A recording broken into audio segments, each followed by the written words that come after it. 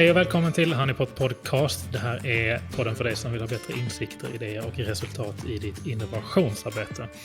Mitt namn är Alexander och den här veckan sitter jag faktiskt inte här med min kära kollega Fredrik Hägghammar. Han ligger hemma däckad i sjukdom. Han är tillbaka nästa vecka igen.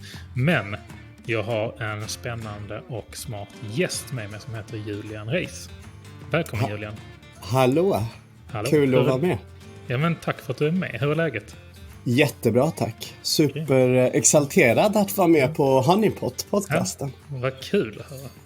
Men du, vi kan väl börja i den ändan. För de som inte känner till dig sedan tidigare, vad är du för en filur?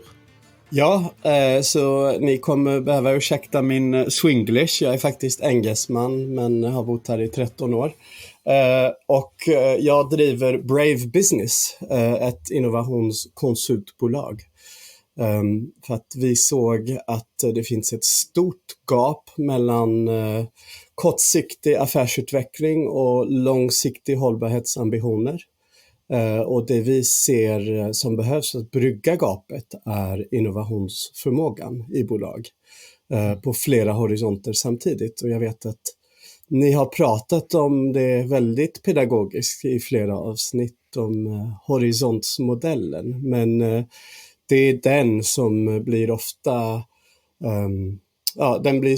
den saknas i bolag. Att man är väldigt kortsiktig när man pratar affären och man blir väldigt långsiktig och visionär när man pratar hållbarhet. Och det finns ingen koppling emellan. Så vi tror att innovationsförmåga är bryggan som behövs inom bolag för att göra det och att kunna innovera parallellt på flera horisonter.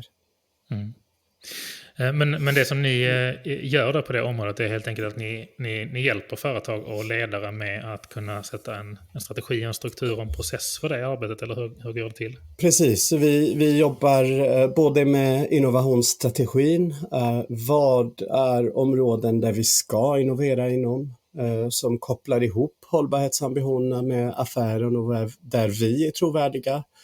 För att verkligen kunna identifiera utmaningar som vi borde innovera inom. Och sen håller vi händerna när det gäller innovationsarbetet. Både facilitera processer. Ni har pratat förra avsnittet mycket om hackathons. Det har vi inte gjort, men mycket design sprints och sådana agila processer. Men sen att sätta ihop processer och organisation så att de klarar det själva. Vi har båda varit väldigt trötta som konsulter att bara sälja PowerPoints. Och som vi vet att företag kommer aldrig kunna implementera. Så vi vill verkligen både hjälpa, tydliggöra inriktningen men sen att hålla handen så att de kan klara det själva. Och det är jätteviktigt med verktyg som Hives också. De får coachning i början men sen att de kan använda det själva. Ja, men verkligen. Men hur kom du in på innovationsspåret från början? Vad var det som fick dig att börja med det? Det är en jättebra fråga. Min bakgrund är mycket mer åt marknadsföringshållet. Jobbade 12 år i skönhetsvärlden på L'Oréal i Paris och i London. Sen hamnade i Sverige för kärlekens skull som många engelsmän.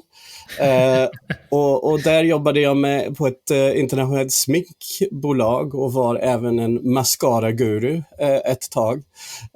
Men jag har alltid älskat innovation och att utmana status quo, utmana hur vi har gjort det tidigare och hitta nya sätt. Både processer, hur vi kan arbeta på nya sätt, men också ifrågasätta insikter och sanningar som man kan testa med nya produkter och tjänster. Så det har varit hela karriären en naturlig attraktion mot det. Och sen startade jag då som konsult och har haft mycket tur och jobbat med roliga projekt och att lansera nya vodka-varumärken i USA, att omdefiniera branscher inom vitvaror och jobba med tebolag och mycket allt emellan. Men, och då har vi specialiserat oss i innovation nu. Men det är det som jag tycker är så spännande, just att innovation är ju... Man pratar ju ofta om liksom innovation som ett väldigt specifikt liksom område, eller kanske till och med prata om innovation som själva slutlösningen eller själva slutresultatet i sig. Men det är det som jag tycker är så intressant med det som du är inne på nu, att innovation kan faktiskt användas som metod eller som kraft inom de flesta områden. Där handlar det om processen och metoden i sig liksom, som grund. Ja, jag gillar att se innovation mer som en verb än slutresultat. Att, det finns ju klart verben innovera, men om du förstår vad jag menar.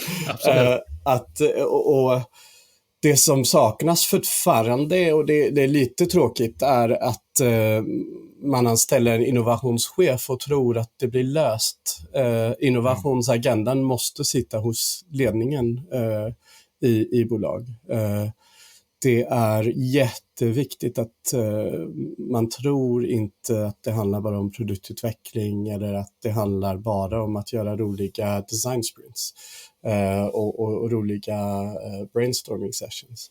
Det handlar om hur ska vi transformera vårt bolag i framtiden samtidigt som vi kan bli lönsamma kortsiktigt. Så det är väldigt strategiskt och påverkar många delar av bolaget. Och det är det som jag tycker är superroligt och kul. Mm. Men ni har ju kommit in på det här med hållbarhet som ni jobbar mycket med idag. Och är fokuserade på kring liksom att använda då innovationskraft eller innovationsmetoder för att lösa hållbarhetsfrågor. Hur gled ni över på just det segmentet så att säga? Ja, att man har pratat jättemycket om digitalisering och att allt ska vara digitalt. Och samtidigt har man hållbarhetschefer som kommer in, driver sina CSR-studier, skriver CSR-rapporter, men sen blir det ganska mycket business as usual.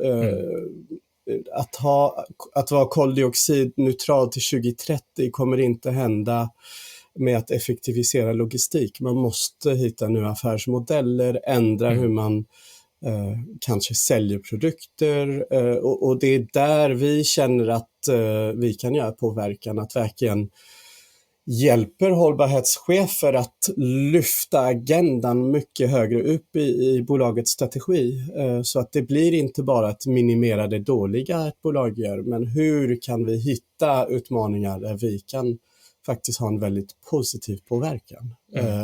Där vår trovärdighet, vår kunskap, där alla vår kompetens kan faktiskt göra stor skillnad.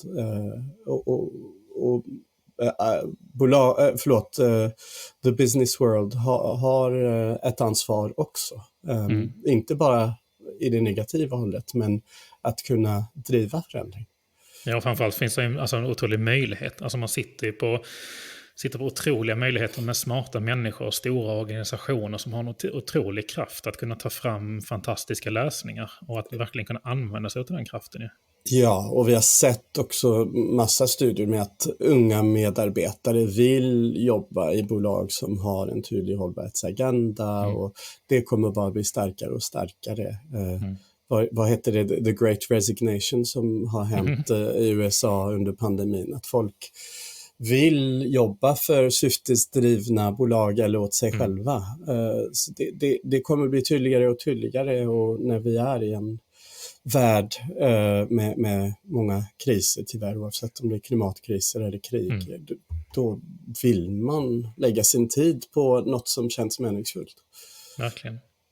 Men du var inne på det här med mätbarhet och att skriva rapporter liksom som hållbarhetsansvarig. Så jag tycker det är intressant, för jag har också upptäckt det mycket kring just hållbarhetsarbetet, att det är väldigt, i många bolag är det väldigt fokuserat på liksom rapportering och mätetal och att liksom jobba fram den typen av underlag och så. Men det jag tänker ändå, och är absolut ingen skugga över hållbarhetscheferna i det, för det handlar ju såklart om vad ledningsgruppen sätter för agenda, men det största, vad ska man säga, den största uppgiften eller det största liksom ansvaret måste ändå på något sätt läggas i att skapa lösningar eller skapa förändringar som kan påverka de mätetalen.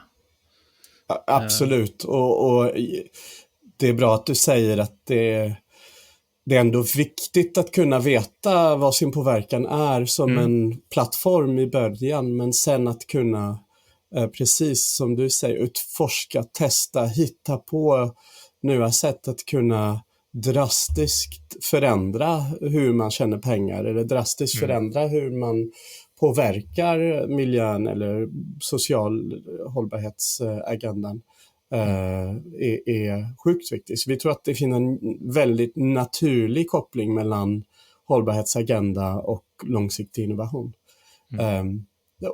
Men som är inte supertydlig hos de flesta ledningsgrupper. Men vet man ofta, jag tänker på just det här med hållbarhet, det finns ju väldigt tydliga mål om man tänker ur ett politiskt perspektiv, och det kanske kommer mer och mer lagar och regleringar och så vidare över tid just om vad man har ansvar för och vilka siffror vi ska nå och så vidare. Inom innovation så brukar man ofta prata om att målet är lite okänt. Medan tittar man på hållbarhetsarbetet så är ju faktiskt målet det man vill uppnå är ganska känt, så att säga. Hur pass medvetna är liksom företagen om att man verkligen måste ta sig till en viss punkt? Finns det liksom... Jag tror tyvärr att det finns, vi är typ i Sustainability 2.0 där det fortfarande är CSR, där vi ska minimera det dåliga vi gör. Och vi har inte kommit till punkten där hållbarhetsagendan verkligen är centralt i strategin till bolag. Och det finns såklart undantag. Men att när det händer, då blir hållbarhetsagendan en riktigt stark katalyst för innovationsarbetet. Till exempel, vi ska minska matsvinn till 2030 med 50%. Det är ett tydligt mål som nästan alla livsmedelsbolag har signat upp till. Hur innoverar man kring den frågan? Det kan leda till många spännande samarbeten och nya produkter och kanske nya inkomster. Så håller du med? Ja, men det finns ju mycket möjligheter också. Jag vet om att Fredrik, som min Honeypot co-host, pratar faktiskt ganska ofta just om det där med att liksom hållbarhetsomställningen med stor sannolikhet kommer att bli lite av ett nytt Kodak moment, liksom, där de företagen som inte gör omställningen kommer inte ha kunder, för att det skapas en större och större medvetenhet om att just man inte handlar av bolag som inte är hållbara. Ja. Finns liksom den pressen, liksom, för där finns ju stora möjligheter med det här också, ska man säga. Det är ju inte bara liksom det här med, det är klart att det finns mycket krav och det måste i det här arbetet, någonting vi verkligen måste ta oss an. Men det finns ju väldigt mycket möjligheter och ljus i tunneln här också, att faktiskt utvecklas som bolag och bli någonting större. Absolut, och det finns, det ger mycket positiv momentum internt, har vi sett med medarbetarna. Men det blir nästan the perfect storm av lagstiftning, konsumenter, medarbetare, regelverk som kommer tvinga bolag. Och de som har satsat tidigt kommer ha en jättestor fördel. Om man tänker på de som har digitaliserat innan pandemin kom, de hade en jättestor fördel. Och det blir lite samma sak här, att vi tror att många kommer ha en fördel som är kända och profilerar sig med hållbarhetsagenda som deras innovationsagenda. Verkligen. Men jag tänkte på en annan sak, någonting som vi har pratat om tidigare och som jag vet om att ni jobbar en del med. Horizon-modellen, eller Horizon-modellen. Kan du inte förklara lite grann hur den fungerar för de som inte...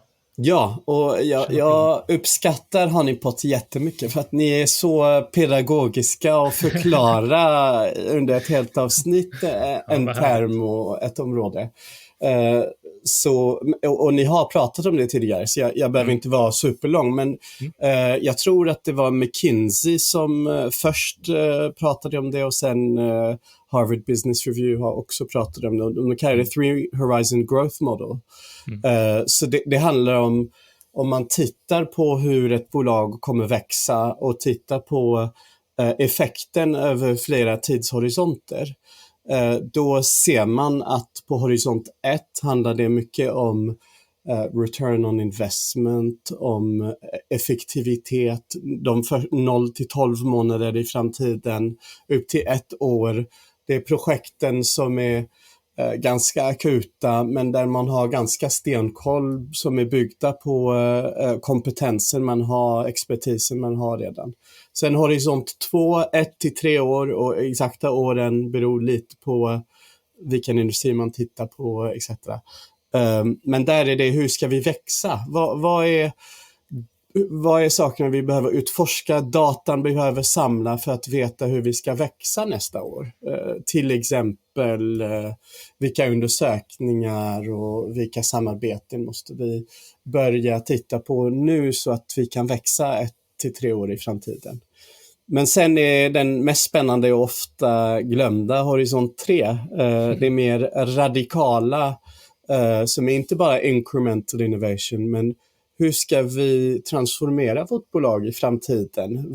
Vad är de 10x moonshot galna idéer som kan verkligen hjälpa oss i framtiden? Och det är typ 3 år till 5 år plus. Och problemet är att man tror att de kommer bara hända av sig själva om 3 år, men det funkar inte så.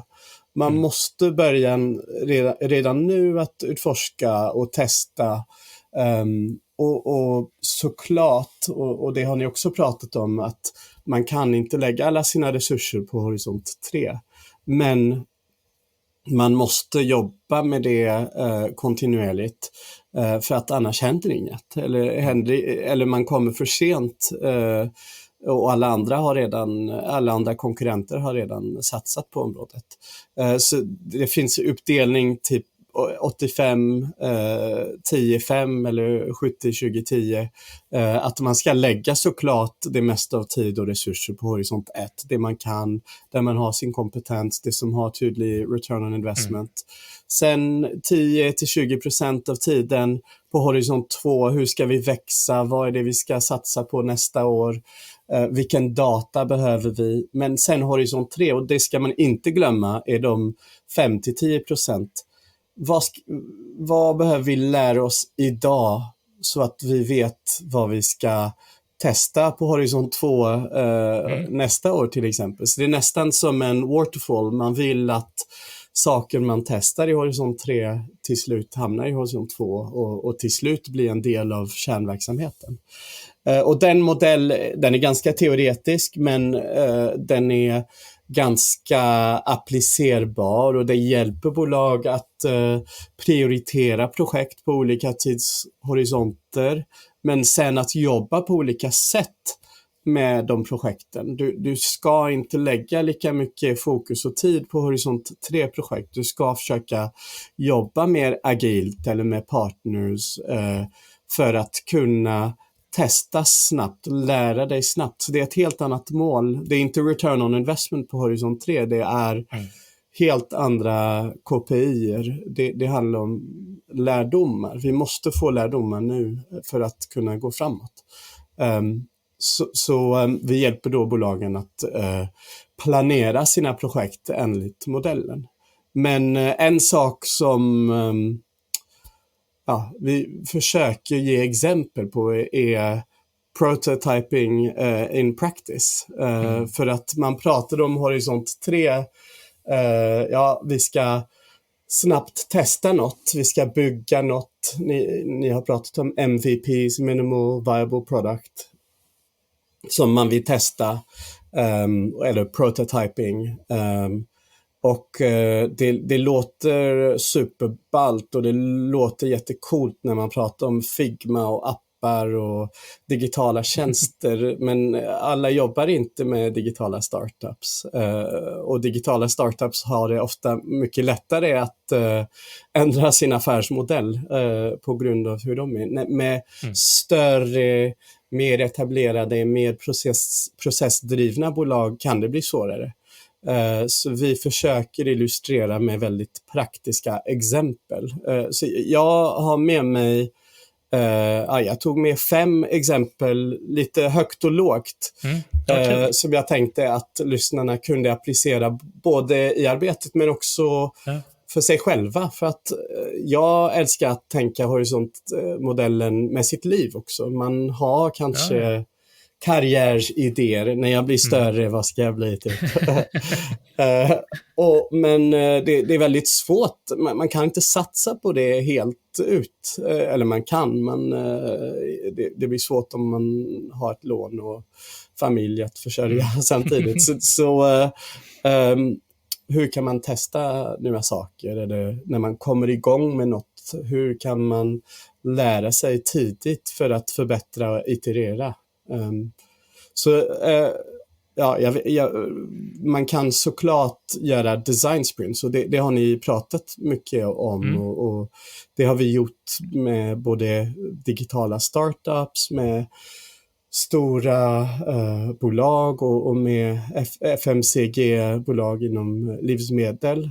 Och det är jättekul, speciellt om man kan kombinera digitala prototyper med fysiska produkter, för att då testar man något som känns ännu mer verklig när man gör sina user tests.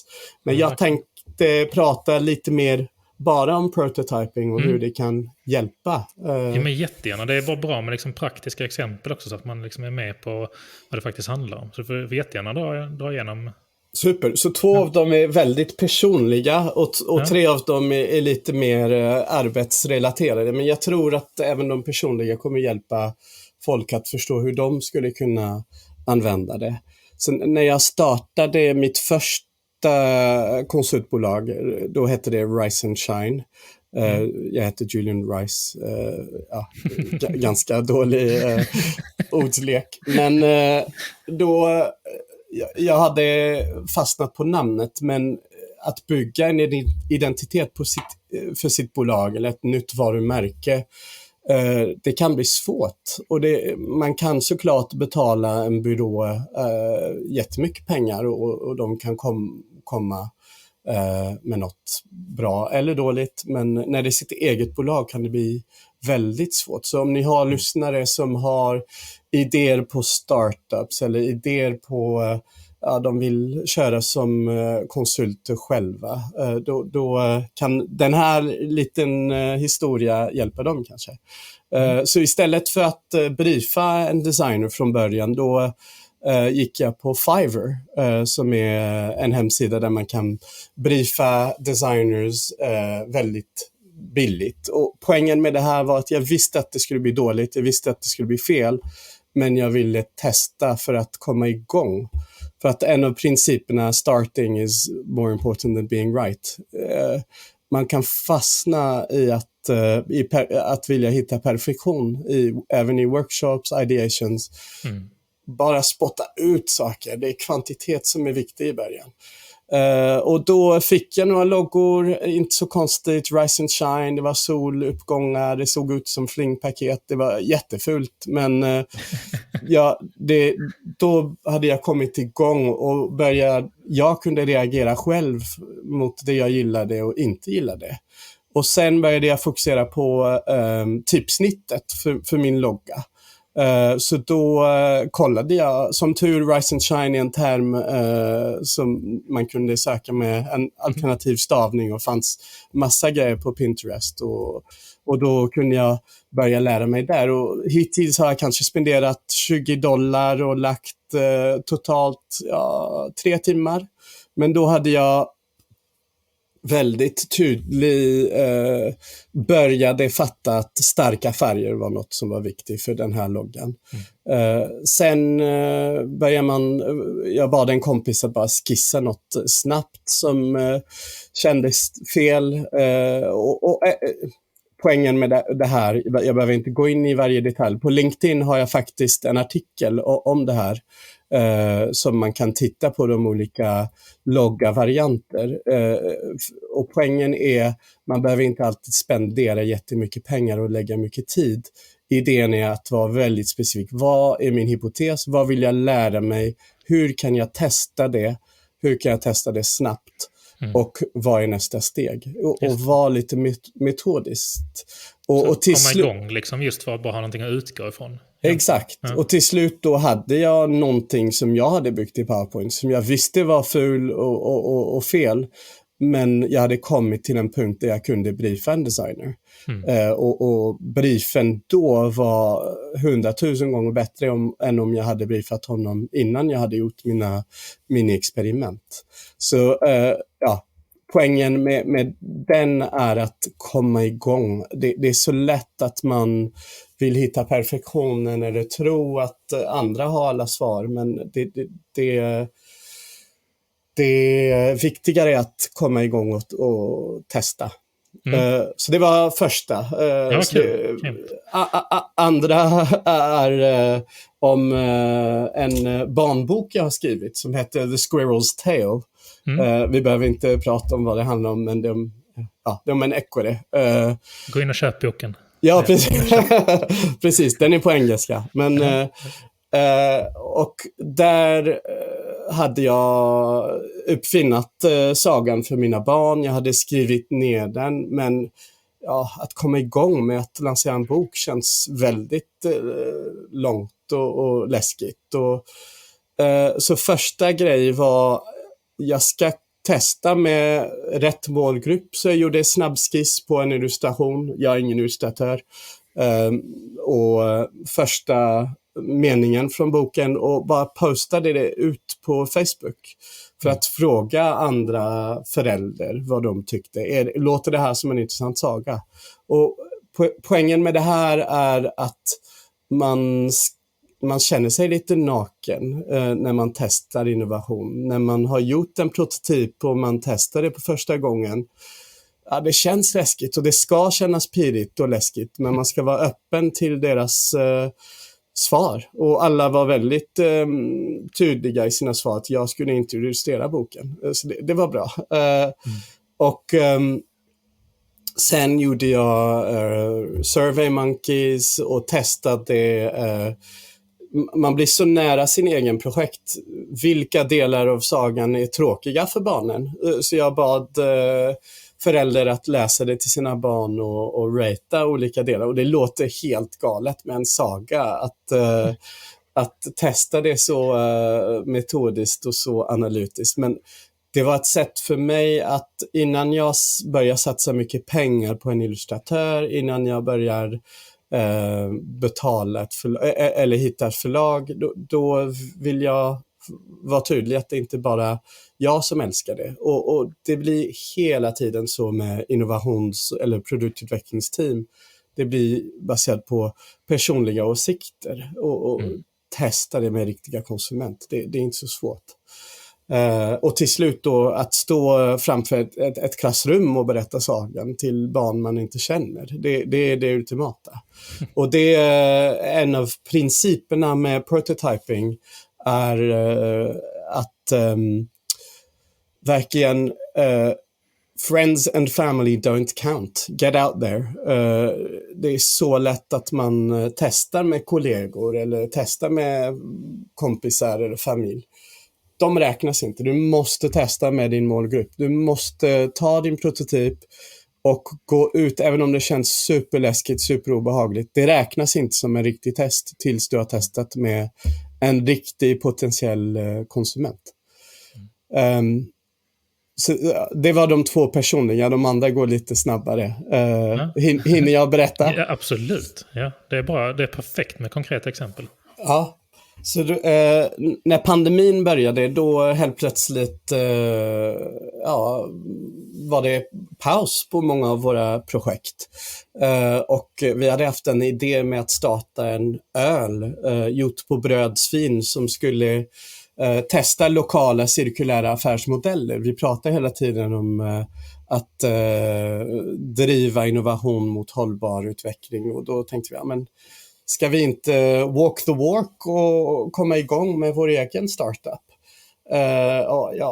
Det låter kul, och så vi hittade en bryggeri som gör det, och sen kom vi på att vi måste ha en distributionskanal. Vi kan inte bara starta en e-handel för det. Så vi fick ett möte med en stor dagligvaruhandel, leverantör. Jag ska inte säga vilken här. Men bryggeriet kände dem och vi hade kontakt med dem, och då fick vi ett möte och vi kom på det är lätt för oss att prata teoretiskt med massa powerpoints om den här idén. Ska vi inte komma med en riktig prototyp? Men vi hade inget varumärke, inget namn, ingen produkt, ingen design, ingen logga. Men vi kom på, hur verkligen behöver det vara? Och då kommer vi till en annan av principerna som jag kan summera på slutet. Men as real as possible, as fake as necessary. Så poängen med en prototyp är att trigga en reaktion. Poängen med en prototyp är att du vill lära dig. Det är inte att det ska vara perfekt eller att alla detaljer måste vara rätt. Så vi hade en flaska där innehållet var faktiskt gjort av bröd, men var från en annan leverantör. Vi tog bort deras etikett. Vi kom på ett namn som skulle kunna funka och designade en etikett som vi printade själva och klistrade på. Men helt plötsligt då i mötet när man pitchar idén och har en flaska med en etikett på, ni kan tänka för inköparen, det känns så mycket mer verkligt än bara några grabbar som har en kul idé. Och som tur eller tyvärr fick vi väldigt positiv respons, och då behövde vi ha alla flaskor redo innan midsommar. Så då blev det helt plötsligt en massa jobb. Ja, precis. Så vi behövde hoppa från horisont 3 till horisont 1 väldigt snabbt. Så poängen med att ha med en prototyp var att det tvingade oss att konkretisera vad skulle det kunna bli, och det gjorde det väldigt verkligt i mötet för inköparen att det här är någonting konkret. Det är inte bara en koncepttext som man har sett i fokusgrupper eller en idé. Sen mycket större skala var ett stort spritbolag som jag behöver inte nämna, men som sa hur skulle vi kunna äga midsommar som en global festlighet på samma sätt som Coca-Cola associeras till jul eller Guinness till St. Patrick's Day. Ja. Jättekul utmaning, och man skulle kunna göra årtal och fokusgrupper om hur folk tänker om midsommar och hur folk tänker om det här varumärket, och massa intern införsäljning och ta in reklambyråer och bygga något cool kommunikationsmaterial. Eller man bygger en hypotes och sen kalla det, vi gör en prototyp-event. Och att kalla det prototyp-event, det låter kanske som falsk marknadsföring. Det är ett event. Men poängen är att vi gör det väldigt tydligt internt. Det här är första eventet. Det är vår prototyp. Vi kommer testa saker som kommer inte vara med i slutresultatet. Eller vi kommer våga testa grejer som... jag kan berätta lite mer detaljer nu. Kommer jag på. Till exempel, vi tänkte vi om vi vill att hela världen ska fira midsommar, då måste vi bygga lite legenderna kring midsommar, och kan vi bygga lite nordiska mytologi och ta med olika kreaturer från nordisk mytologi in i festigheten, så att det blir lite mer drama. Det blir inte bara att man dricker snaps och äter sill. Så då hade vi en stor light projection på träd som vi tänkte, men det där kommer vara väldigt dramatiskt och spännande. Och sen när vi gjorde det såg vi direkt att under midsommar blir det inte så mörkt. Så det var verkligen inte så dramatiskt alls. Och det funkade väldigt dåligt. Vi testade också, man måste gå in med en hypotes med hur lång festen ska vara. Och det tog mig många år när jag firade midsommar på första gången att veta hur mycket man ska dricka under lunchen. Så där lärde vi också att kanske vi borde ha serverat drickorna lite utspridda. Att folk inte är vana att dricka sprit vid lunch. Men det är bara att testa och göra eventet som gör att man kan lära sig det. Annars är det bara hypoteser oavsett. Och sen kommer man garanterat ha alla som tycker till internt. Vi säger, nej, det här är ett prototypevent. Vi testar de här grejerna och vi kommer lära oss. Och vi kommer kunna generera massa content som sen kommer kunna användas för att bygga det nästa år. Så, och vi kan förbättra det året efter. Så det här är ett riktigt mindset. Om man kallar det ett prototypevent, då internt förstår man att allt kommer inte vara rätt. Och man kan bara göra det första gången. Man kan inte bara säga att det är en prototyp varje gång. Nej, men precis. Och man sänker också kraven eller förväntningarna på att det måste vara perfekt från början. Precis som du pratar om, att det är bättre att faktiskt starta och börja göra någonting än att det måste vara perfekt från start. För det är ju först då du kan börja få feedback och liksom data på vad som är rätt och fel och vad som kan... Ja, och jag kan inte säga här exakta siffror, men det är mycket billigare att göra ett event på en liten skala än att göra globala marknadsundersökningar under 2 år och anlita massa reklambyråer. För att sen göra något som kanske misslyckas helt. Så det är lite det att vara helt besatt med perfektion och tro att coola reklambyråer kommer kunna lösa det är ofta fel. Skulle jag säga, men jag jobbar inte på en reklam. Och sista exemplet, ni kommer tro att jag jobbar bara med alkohol och sprit, men det är faktiskt en vodka som jag skulle bygga och vi skulle lansera i USA mot Hispanic-marknaden då. Där man hade läst massa insiktsrapporter och man kanske hade vissa hypoteser på vad varumärket skulle kunna stå för. Och traditionellt i FMCG då kanske gör man concept moodboards, någon koncepttest och sen gör man väldigt strukturerade fokusgrupper och en marknadsundersökningsbyrå skickar en rapport och sen går man tillbaka och gör en ny brainstorm. Vi ville göra det på ett annat sätt, så vi hyrde en suite i ett hotell och vi byggde 3 helt olika atmosfärer kan man säga. Vi visste inte riktigt om vad varumärket skulle stå för. Skulle det vara lite mer house party vibe, lite mer private table service club eller lite mer sportsbar, låt oss säga. Så då i det här sviten byggde vi de 3 atmosfären och vi hade fokusgruppen i rummet. Lite konstigt att bjuda massa personer in i ett hotellrum, men så vi hade våra moodboards, vi hade våra koncepttexter, men vi hade även nu ska vi sitta på sängen, nu är vi på en houseparty, vi hade en playlist för det.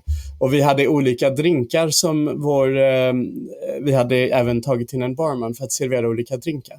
Så vi prototypade inte bara hur förpackningen skulle kunna se ut, som man gör väldigt lätt med en designbyrå. Men hur kan vi prototypa hela experience? Och det är en annan av principerna är dare to design everything. Inte bara hur produkten ser ut, men hur är det när jag dricker det? Hur är det hur känner jag mig? Vilka kompisar är jag med? För att det är sånt som är så svårt att gissa på när man läser insiktsrapporter. Man har stor förmåga att bara generalisera och komma med klichéer. Och vi lärde oss så mycket mer att göra det och att veta vad som var helt fel. Och massa grejer som var helt fel. Men vi skulle aldrig ha vetat det om vi hade bara testat med PowerPoint-presentationer. Och det låter sjukt dyrt och galet. Jag lovar att det var väldigt amatöraktigt. Vi lånade lite barstools från baren. Jag hade mina julbelusning och vi stängde gardinerna för att köra lite private table service. Så de spelade med och vi sa okej, nu ska vi tänka oss att vi är en cool klubb och bla bla bla. Och nu ska vi sitta på sängen och servera dricka så här. Det behöver inte vara perfekt för att lära dig. Och målet med prototyping och när du testar långsiktiga innovationer är att lära dig så mycket du kan så tidigt som möjligt. Så det är lite varför vi har de principerna vi försöker applicera med prototyping eller MVPs som ni kallar det. Men det är häftigt för att jag håller verkligen med om att det är så mycket som kommer ner till upplevelsen till slut. När det handlar om saker, alltså, oavsett om det handlar om liksom häftiga techgrejer eller fysiska produkter eller tjänster eller processer eller vad som helst liksom, som ett företag säljer eller marknadsför. Så det handlar till slut handlar det ändå väldigt mycket om upplevelsen. Ja, verkligen.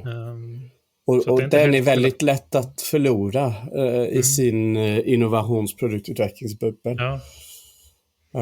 Så jag kan summera de 5 principer för att jag nämnde några i de olika exempel. Men den första är be humble och know what you don't know. Så gå in med hypoteser men var öppen till att allt kan vara fel. För att annars är det ingen poäng att testa. Om du tror att allt är rätt då behöver du inte lära dig någonting. Den andra är dare to design everything. Att verkligen tänka på the experience, inte bara fasaden. Den tredje som många har hört är progress not perfection. Idén av fail fast. Men inte bara fail fast, men fail fast to learn fast. Du vill, målet är att du ska lära dig så snabbt som möjligt. Den fjärde är act lean. So make it as real as possible but as fake as necessary. Så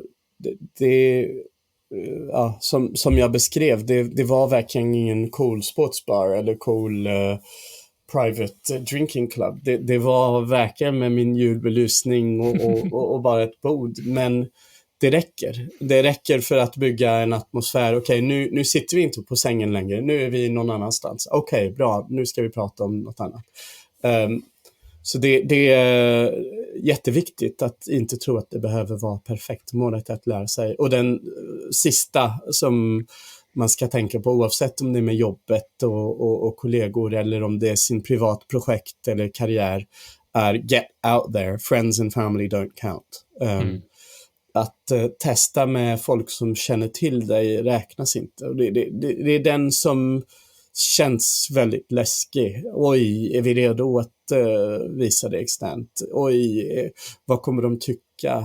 Och man känner sig lite naken. Men tills du har gjort det det är bara låtsas. Det är inte riktig innovation. Det är bara, det är sandlåda. Så det är den som känns läskigt, men det är där du lär dig. Verkligen.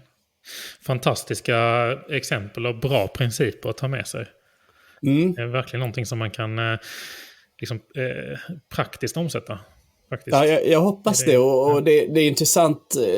Jag gjorde en kurs tidigare på Bergs om prototyping in business. Och där försökte jag få studenter att tänka på sina framtidskarriärer. Ja, du vill kanske jobba på en designbyrå kortsiktigt. Men om 3-5 år, vad vill du göra då? Ja, jag har en idé på någon startup. Okej, men hur kan du testa det utan att bygga det? Det är lite det. Hur kan du göra en Facebookgrupp? Räcker det för att se om det finns ett intresse där? Eller göra en Facebook-reklam för det och se hur många klickar på det? För att man kan applicera det på sina idéer, sin karriär eller såklart på jobb, innovationer och nya affärsmodeller och nya tjänster.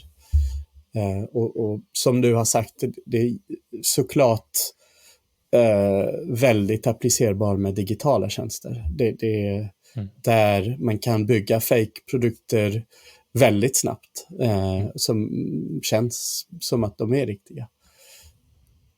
Verkligen. Grymt. Vi ska gå vidare till det som vi kallar för veckans goodiebag och den kommer här. Veckans goodiebag. Ja, det var veckans goodiebag. Där hade vi lite bonkos från Fredrik. Ja, jag känner igen rösten. Varje vecka. Det är underbart. Jag gillar vår lilla jingle. Ja. Men den här veckan så är det ju min fantastiska gäst Julian här som har med sig en bok som tips. Berätta.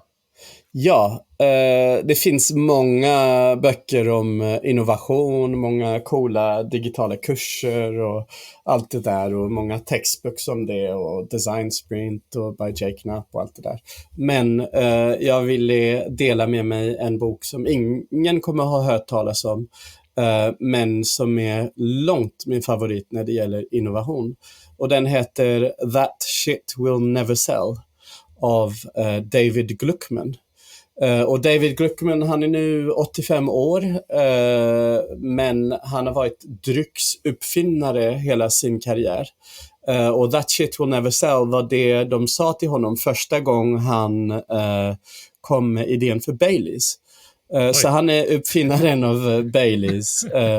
Och hur han kom på idén med, han hade som uppdrag av Irish Distillers. Vi producerar jättemycket Irish whisky. Hur kan vi exportera det? Och sen kom han på idén, tänk om jag blandar whisky och grädde. Så han tog en petflaska, köpte lite grädde och whisky, blandade i den, skaka och det var superäckligt, superstarkt. Och han var, oj, det behöver lite sötma. Så han köpte lite Oh Boy, eller i England cocoa powder, blandade i det och där kände han hade något. Så han tog den petflaskan, hoppade i en taxi och gick till Irish Distillers huvudkontoret för att presentera sin idé. Och det är den filosofi av prototyping. Han skulle aldrig kalla det prototyping. Men boken är helt fantastisk för att det är jättemånga intressanta historier på hur han testade idéer och hur man ska nästan skriva pressreleasen innan man har gjort designen på produkten så att det känns verkligt, det känns som den är lanserad. Då är det lättare för folk att reagera. Så det är jättemånga spännande principer man kan applicera och han var en riktig innovationspionjär och med fysiska produkter. Så jättekul bok. Och prototyping innan, han jobbade ju verkligen med prototyping innan begreppet ens fanns. Ja, innan hela precis IT och prototyping fanns där heller. Verkligen. Grymt. That Shit Will Never Sell heter den, va? Ja, precis. Ja, vi lägger länk i beskrivningen också så ni kan klicka vidare till den ifall ni vill läsa mer. Men stort tack för att du var med, Julian. Om man vill veta mer om dig eller det ni gör eller komma i kontakt med, Hur gör man Ja, jag finns på LinkedIn såklart. Annars kan man kolla på bravebusiness.today. Som det låter. Och där jobbar vi. Härligt. Det var allt för det här avsnittet och stort tack för att du var med, Julian. Tack så jättemycket. Det var jätteroligt att vara med. Och synd att Fredrik var. Ja, det kommer nästa gång. Du är välkommen tillbaka. Tack! Kul! Tills nästa tisdag får ni ha en härlig vecka. Så tackar vi för idag. Ha det bra. Hej.